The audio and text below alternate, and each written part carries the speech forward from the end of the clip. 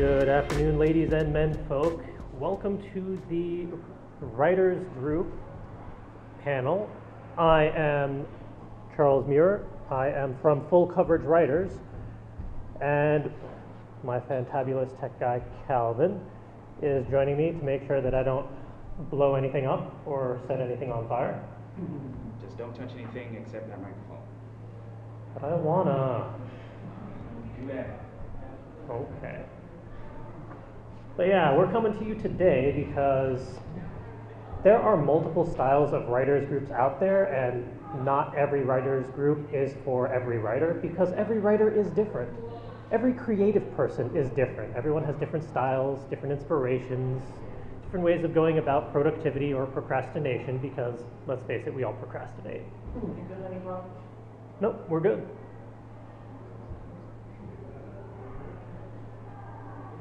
So we thought we would try and put something together where we have kind of the 4 different types of writers groups, although it's technically really 3.5 since one of them's a book group and you're not really writing in a book group, but bear with me. And we have the 4 types of writing groups, and we're also going to talk about running a writing group versus attending one, because those are 2 entirely completely different beasts. And you got a lot to keep in mind for either side, and if you're starting one up versus if you're entering one that's already been running a while, and just sort of the ongoing shenanigans that can ensue depending on where you are at the time in a writer's group. But to kick things off, let's start with the actual types of writing groups. I've kind of boiled it all down to the 4 that I have witnessed and experienced and been a part of. First off, you have the do-it-yourself style. This is one of my favorite, but that's kind of a personal preference, where you have a very group amount of writers all joining together, and everyone has their own projects. It can be a novel, it can be a novella, poems, music, whatever. But you all join together at, say, like a library or a bookstore or a Panera's for a little while, so that you can kind of peer pressure each other into writing. It works. It works sometimes very well and a little too well. But yeah, the do-it-yourself style is kind of like the chaotic neutral style for writers groups, because anything can happen because everyone has their own goals. So someone can just pop in with a question like, this character just fell off a 30-story building. What is the aftermath of that going to be? How can they survive this? Or then everyone stops and thinks, well, why do they need to survive? Or why were they burnt to a crisp before they dropped off the building? What is going on in your story? But because you're with writers or other creative people, they're not going to call the police on you. They're going to try and figure out how to get your character properly killed or maimed or spontaneously combusted, whatever. But this style works best for the self-motivated writers, because if you don't have the inspiration or motivation to write or work on your story, you're just going to be sitting there faffing about while everyone else is writing or working or banging their heads against a wall trying to figure out how to kill their characters properly. So if you're going to enter into one of those, you got to keep in mind that it's kind of a self-push to keep things rolling. I mean, you can ask others to hold you accountable during each event, like, look, I need to hit 500 words today, or smack me upside the head, or throw a pen at me, whatever. If otherwise, there are other options that might be better suited for your needs, because the next one up is critique or beta groups. These are more for if you actually have something already written, or something drafted, outlined, crafted, what have you, where you need another set of eyes on it. Because as good as we all think we are, we can make mistakes, we can make typos, we can make plot holes without realizing it, so it helps to have another set of eyes on that work, which means that you're going to have relatively thick skin, because you ask someone to look at it and give commentary, they're going to give commentary, and you're going to have to be ready for that. That being said, try and encourage constructive criticism. So try and find a proper critiquer or beta reader or group, because if you just ask your parents to read it, they might be a little biased, so you're not necessarily going to get the best review or critique of your work. I mean, you are going to get a fantastic critique or review of your work, but they might miss certain things that it would help to know so that you can make your work even better. And you can have authors and non-published writers, readers. It can really be anyone. It doesn't have to be someone in the writer's trade per se. Sometimes it helps to have someone who is not a writer read it, because that's who it's really going to go to eventually. So if they pick up on something that seems a bit odd or unbalanced, it might be worth taking note. And the next one up is the work or play shops. These are a lot of fun, but they're more one-off because it's kind of like this. Only this is more of a panel. We're not really getting to have too much fun today, unfortunately. You're just going to have to listen to me talk rather than engaging. But the work or play shops, as some people call them, are really more of a specific topic, like how to create a plot in 60 minutes. Or this is how you go through your first edit run of a piece. Or what to keep in mind when you're submitting to publishers, agents, humanity in general. These can be like 60 minutes, it can be a whole day affair. There are plenty of writers' conventions out there that have all sorts of workshops going on. So those are a little more detail-oriented, so you're gonna have to find the right one for you, because it's not gonna cover everything that you need all in one go. Just like this panel is unfortunately not gonna cover everything you need to know. It would be lovely if we could cram it all into 60 minutes, but unfortunately we haven't figured out the whole time travel bit. We're working on it. And the last one is the kind of black sheep of the group, because it's book groups where you're not really writing, you're actually reading. I put this in here because writers need to read. It's important to be reading, one, what you enjoy, what you like, but it's also useful to be reading stuff that's a little outside of your genre or personal preferences, because it can inspire all new ideas or help connect the dots in a particular story you have at the moment. And it's also useful to kind of group together with other readers and figure out how do they interpret a book compared to yourself. Like, how are they reading character progressions and story arcs and all of that? How can you utilize that in your own writing? Because once again, everything of your story may be in your head, but it's hard to transfer that onto paper. So seeing how readers and other people figure all that out from just the paper that they're given is very useful. And those really do boil down to like the 4 different styles for writers groups. I mean, there are some do-it-yourself style where they're a little more guided, or each time you show up, they'll have a particular goal or a writing prompt or something to keep you going. But for the most part, those are still like self-motivated. So now for the fun part, running versus attending. I have done both, and both are equally entertaining and frustrating and crazy. But there are certain things that you need to keep in mind for both sides. So who is running it? If it's yourself, then who are you running the group for? What's your demographic? What's your size? What's your radius? Like, how far are people going to have to travel to show up to your events? Because for those who live in Connecticut, you know just how long it can take to travel from just a couple towns over to get somewhere.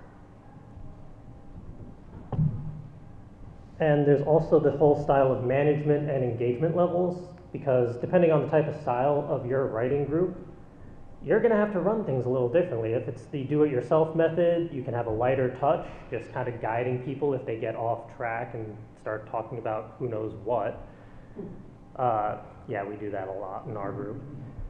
If it's the critique or beta group, kind of making sure that people stay on the constructive criticism side versus just saying, this was stupid, or this was fantastic. Well, why? Why was it fantastic? You gotta keep guiding people to be productive and helpful and useful. And attending, you have to be aware of what style works best for you. What are you looking to get out of a writer's group?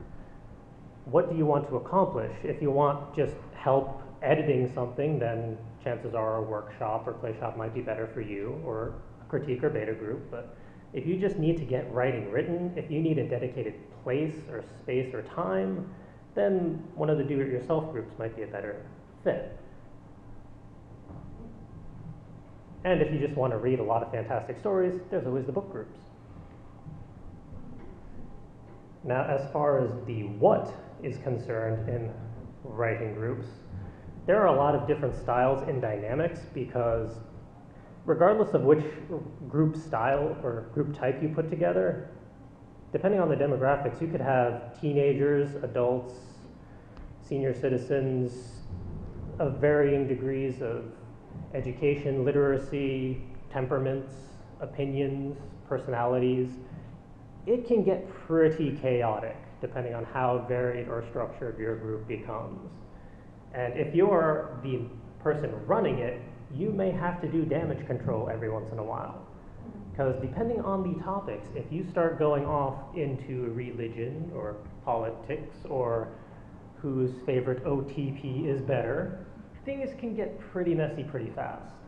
So if you're running it, you're gonna have to keep that in mind and be willing to kind of step in, guide things back to normality, or say, dude, walk away, you're in timeout, go sit in the corner, whatever it takes. Because majority of the time you're in a rented space like a library or a public cafe, and if two people are getting at it, you need to break that up pretty quickly.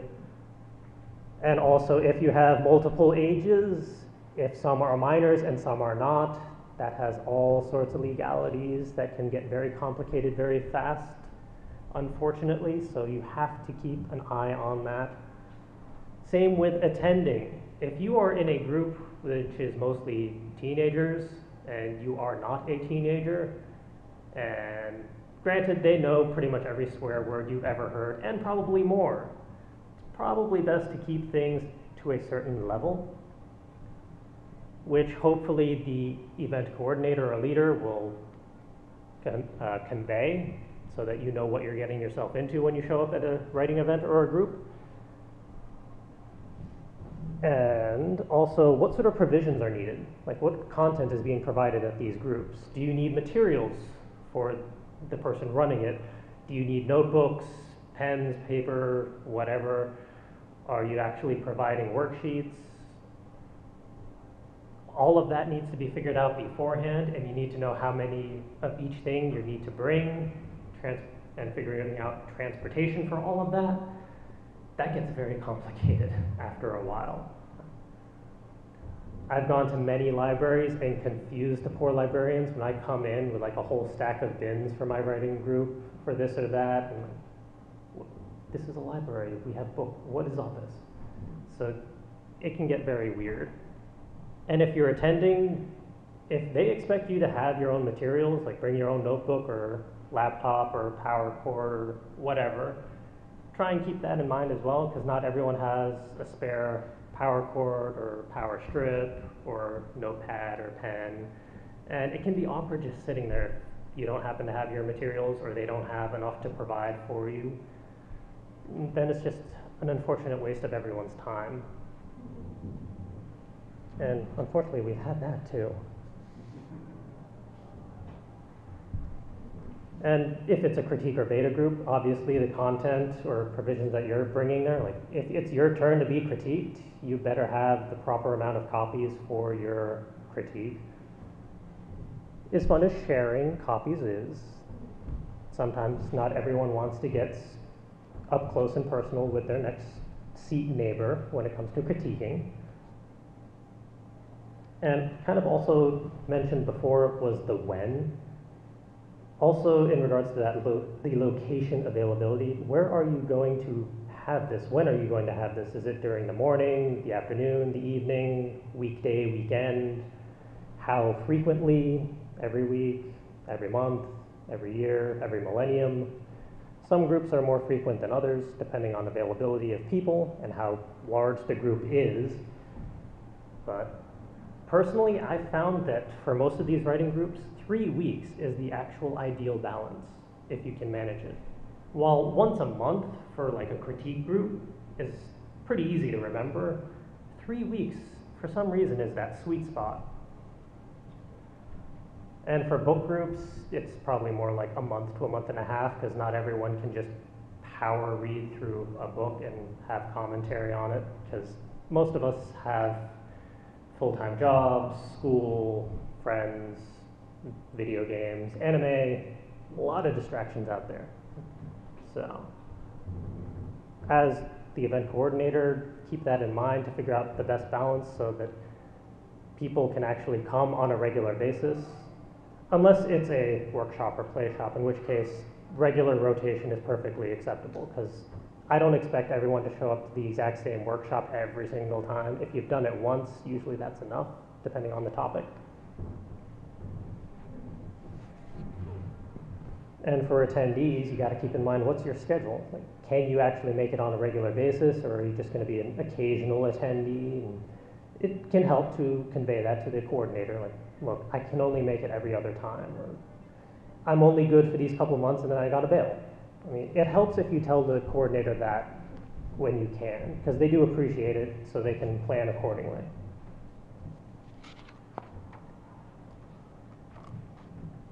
And also the where, because region sizes can be very complicated just for Connecticut alone, but anywhere in general, because if you're traveling over an hour away for like a 2-hour event, that's kind of a hard sell depending on what the attendees are going to get out of it.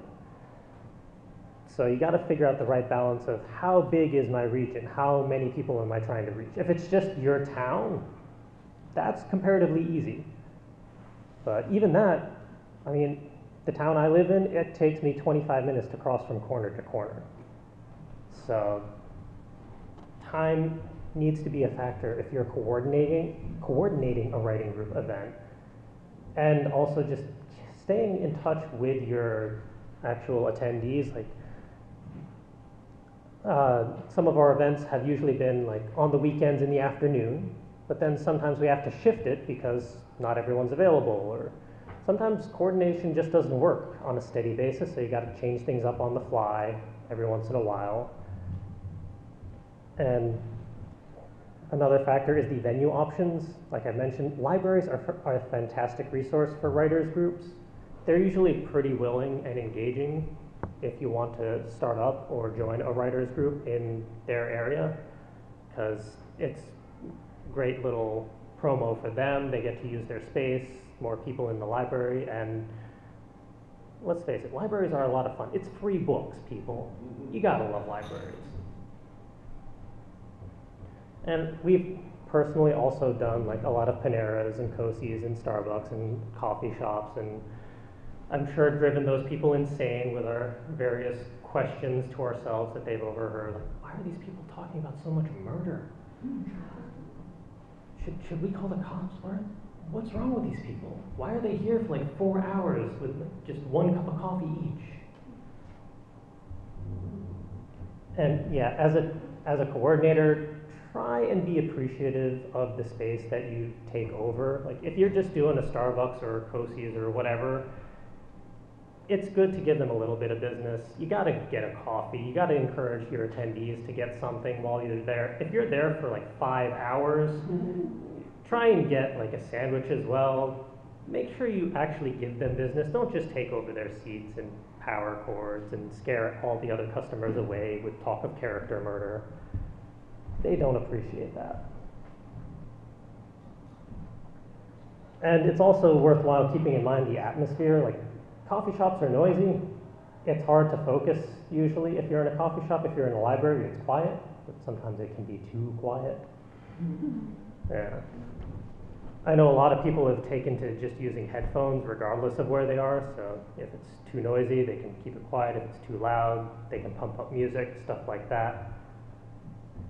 And another factor that we haven't really had to deal with, but cover charges and membership fees. If your group is large enough, or if you're using enough materials and content, it gets expensive really fast.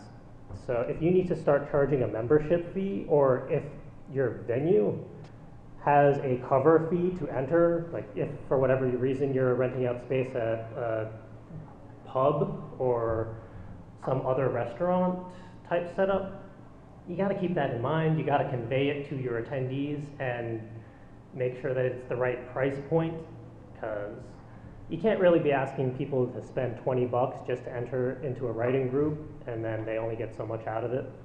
And as an attendee, how much are you willing to pay for a certain level group? Like if you want to enter a high level critique group where you're ensured to get real quality reviews of your work, it's probably going to have to cost you a little bit. It's very hard to get the free critique groups of a very high quality. Those are pretty rare from what I've seen, at least in this area. Thankfully, we've managed to keep our group free so far, which has been appreciated by most. And next up is the how. How do you actually get people in there? Like, how do you start a group up? How do you get people in it? How do you promote? Well, first off, are you going to be the leader or the follower? Are you going to kick things off and actually create a group of your very own?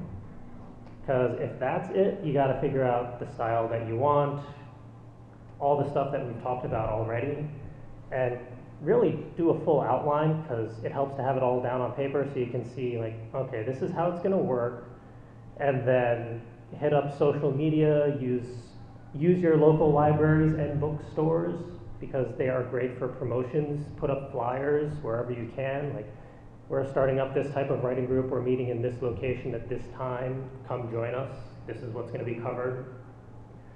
People do see all those flyers, they do pay attention to them. They are very useful. And social media, we're all presumably pretty familiar with social media. We know how to utilize that to a certain degree. So if you have a Twitter account, or you can create a group Twitter account for your writers group, that's a nice way of being able to have regular communications with people, or Facebook, Tumblr, your media of choice. And setting up an actual calendar that people can view, like when's the next event? If you don't happen to see where the flyer is, or if it's not a regular, like every month on the second Saturday at 2 p.m. If it's every 3 weeks, that's hard to remember offhand. So a calendar is very useful, which entails having a website usually. Most people can find free resources to get at least a basic website put together if need be, and I'm probably a little biased, but I know a fair amount of people who can help put websites together when need be, if you are not tech savvy or not interested in doing that yourself. You can always just ask around your friends, who can ask their friends, kind of spread it around, like say, I want to do this, who can help? And if you're looking for a writers group, Google search your local area, the style that you're interested in. If you just need a writers group, if you need critiques, if you need editing or a workshop, there's dozens upon billions of options out there for everyone. If you're not creating one yourself, if you're just looking for one, there's a ridiculous amount out there, and there's always more coming out every year. And we kind of touched on this before, but the whole budget situation, like if you're putting stuff together, you gotta have a budget. And if you're attending, if you have a budget, look for the free ones or the cheaper ones. I do not begrudge anyone being cost conscious, because we all kind of have to be nowadays. It's just a necessity.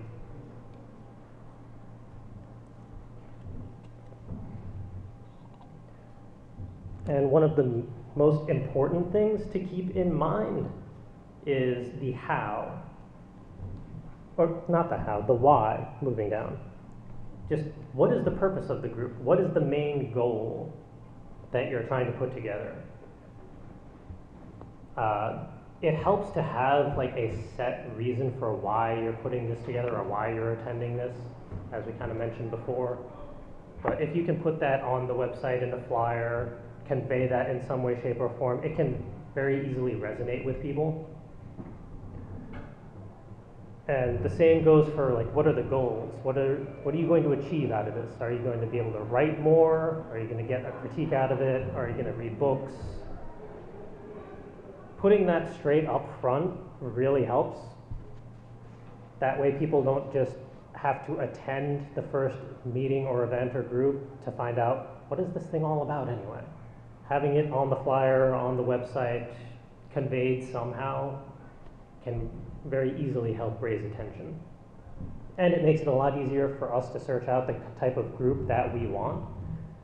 Because if the groups don't convey it, we may not want to even bother checking them out to figure out just what are they all about if they don't put the details in there in the first place. And a little more vague and ambiguous are the group values and aspirations, because some groups really do just want to churn out writing and they don't really care about the editing part or the submission part. It's just getting all of these ideas out of my head onto paper, boom, I'm done. Others, they want to go the whole stretch. If you want to find a group that's interested in doing the whole process from beginning to end, it's good to know that ahead of time, both if you're creating and looking for one. And also, really, what is your inspiration for joining one or creating one? Because if it's just to hang out with other writers, that is a good reason, to be fair, but if you're just going to hang out and talk, there are other methods for that. I like to see writers groups actually be productive and engaging and creative rather than just chatting and talking shop. You can do that, but make sure to have some actual creative time in there as well in the mix. We've usually balanced it as like 80% productivity and then 20% just faffing about and talking about killing your characters and throwing them off buildings while they're on fire. Everyone needs to do that at least once or twice.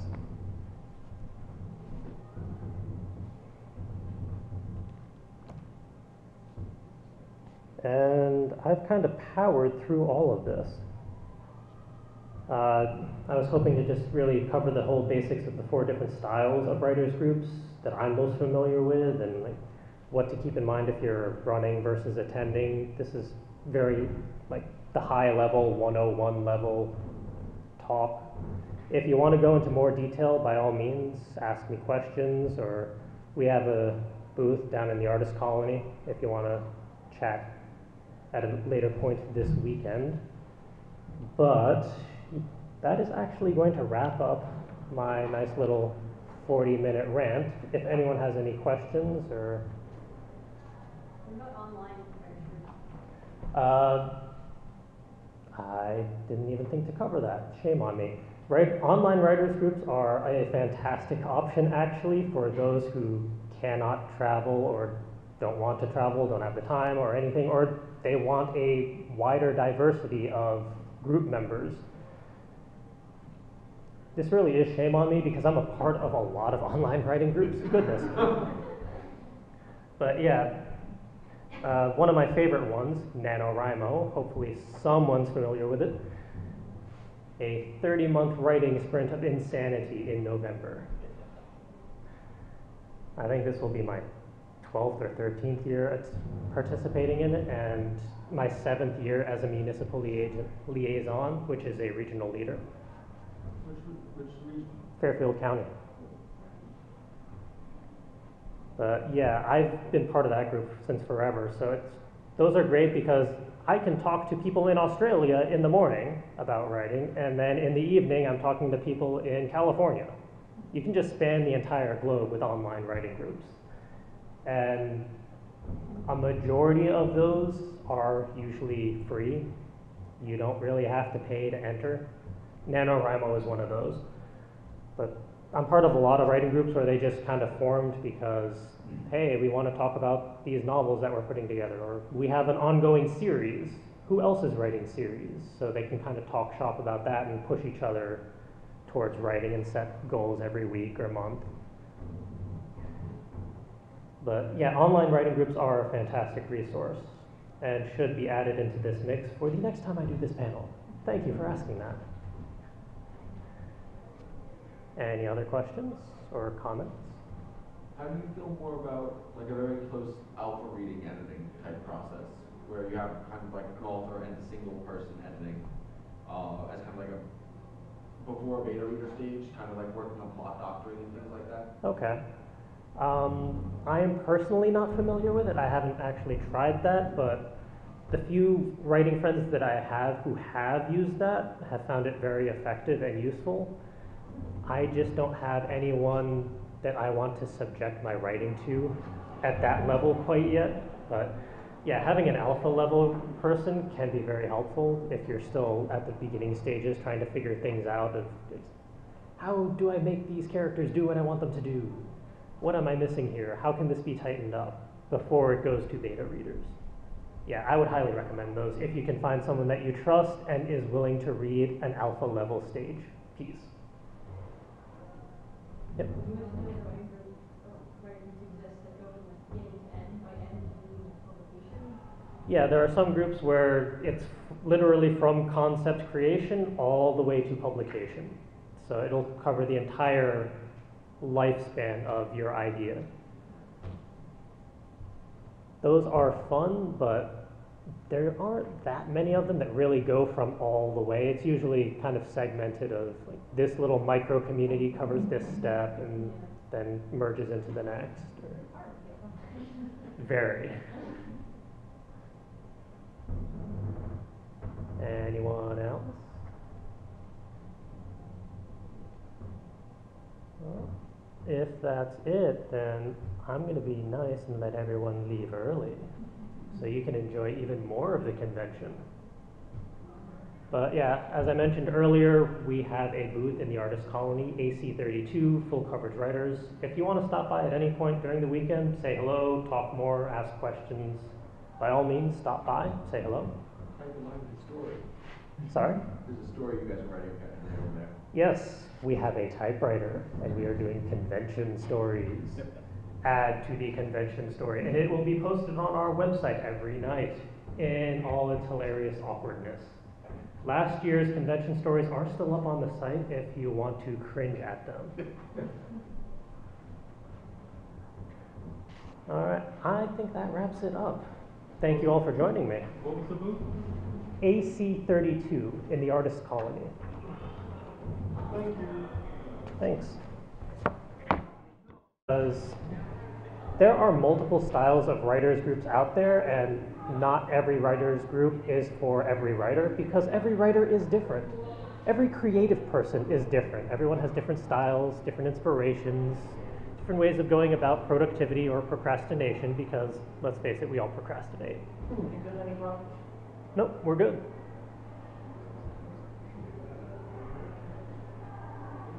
So we thought we would try and put something together where we have kind of the 4 different types of writers groups, although it's technically really 3.5 since one of them's a book group and you're not really writing in a book group, but bear with me. And we have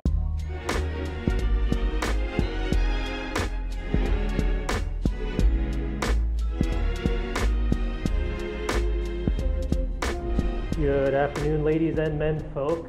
Welcome to the Writers Group panel.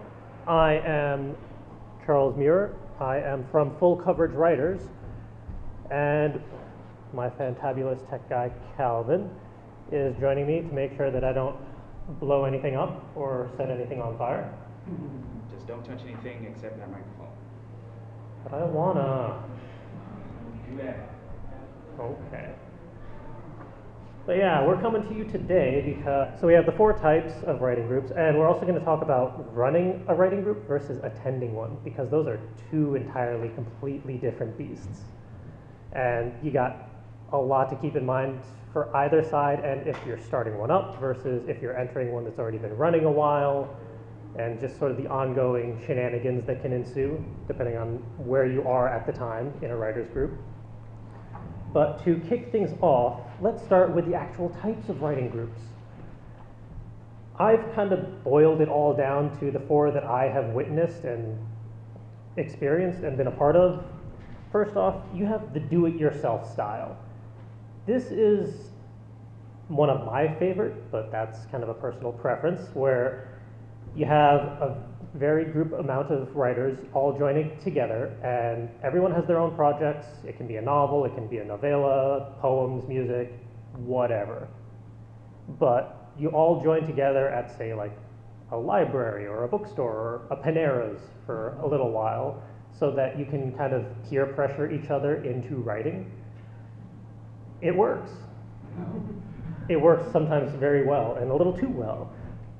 But yeah, the do-it-yourself style is kind of like the chaotic neutral style for writers groups, because anything can happen because everyone has their own goals. So someone can just pop in with a question like, this character just fell off a 30-story building. What is the aftermath of that going to be? How can they survive this? Or then everyone stops and thinks, well, why do they need to survive? Or why were they burnt to a crisp before they dropped off the building? What is going on in your story?